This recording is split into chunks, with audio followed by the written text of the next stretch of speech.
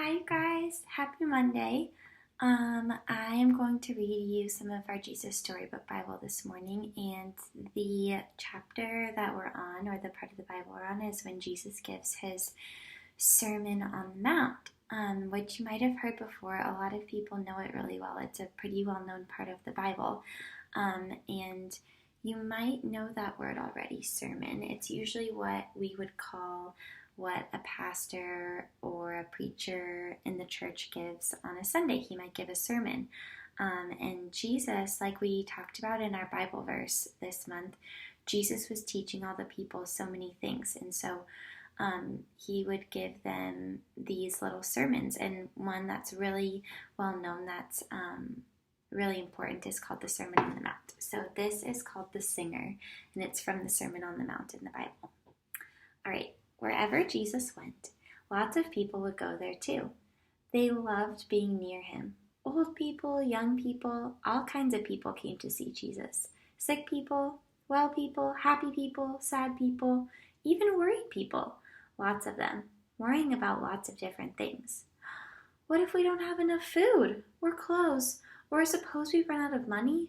What if there isn't enough and everything goes wrong and we won't be all right? What happens then? When Jesus saw all the people, his heart was filled with love for them. They were like a little flock of sheep that didn't have a shepherd to take care of them. So Jesus sat them all down and he taught them. The people sat quietly on the grassy mountainside and listened. From where they sat, they could see the blue lake glittering below them and little fishing boats coming in from a night's catch. The spring air was fresh and clear.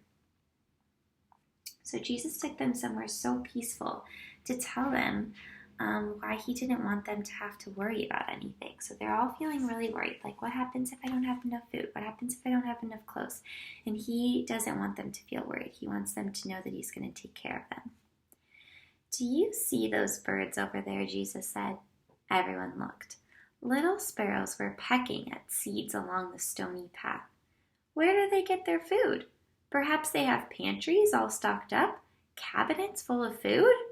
So Jesus is making a joke here. He's saying, do these birds, do you think they get their food from a pantry like we do? Like you probably have a pantry at your house full of different food, and that's maybe where you go to get a snack. Everyone laughed. Who's ever seen a bird with a bag of groceries? No, Jesus said. They don't need to worry about that because God knows what they need and he feeds them. So he's saying not even the birds have to worry about getting their food because God already knows what they need. And what about these wildflowers? Everyone looked. All around them, flowers were growing. Anemones, daisies, pure white lilies.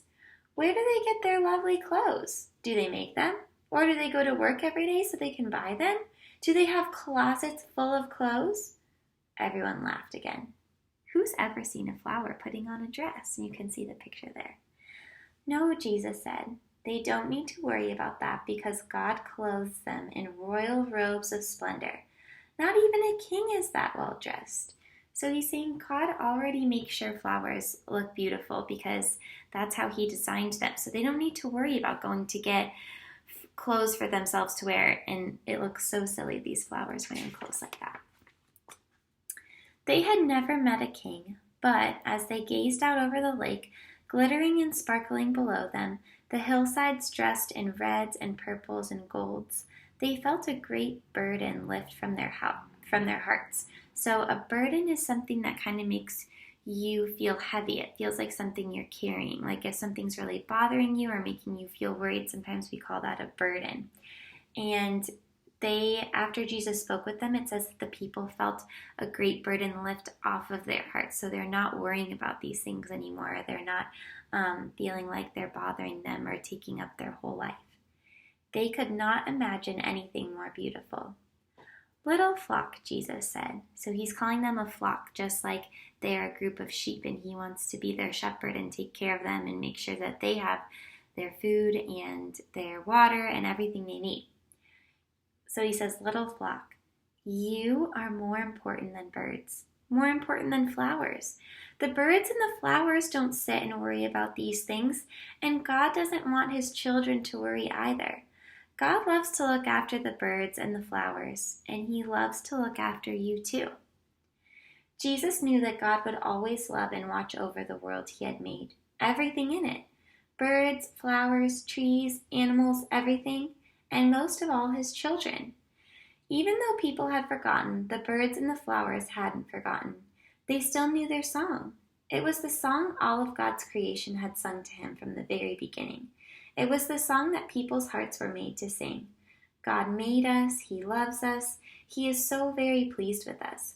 It was why Jesus had come into the world, to sing them that wonderful song, to sing it not only with His voice, but with His whole life, so that God's children could remember it and join in and sing too. So you see now why it was so important for Jesus to come, because so many of these people were so worried about all of these things, and God could see it, and He could see how it was making life harder for them. And so He sent Jesus so that people would know how much God loves them, how much He wants to take care of them, and that they would really know it in their hearts and not have to feel worried anymore. And I feel like that's the perfect thing for us to hear while we're all at home and waiting to go back to school, that God's going to take care of you at your house and me at my house and our families, and He wants to take care of everyone in His world. That's the end of that story, and the next one we get to read next time is The Captain of the Storm. This is one of my favorite stories too. You can see it's kind of a funny story because you see these guys on the boat and then Jesus is here asleep. That's kind of funny, but we'll have to read it next time. Thank you for listening with me and reading with me. I miss reading them together, but I'm so glad we can read them, and you can watch me read them in my kitchen with you. I miss you all, and I'll see you soon. I hope you have a great Monday.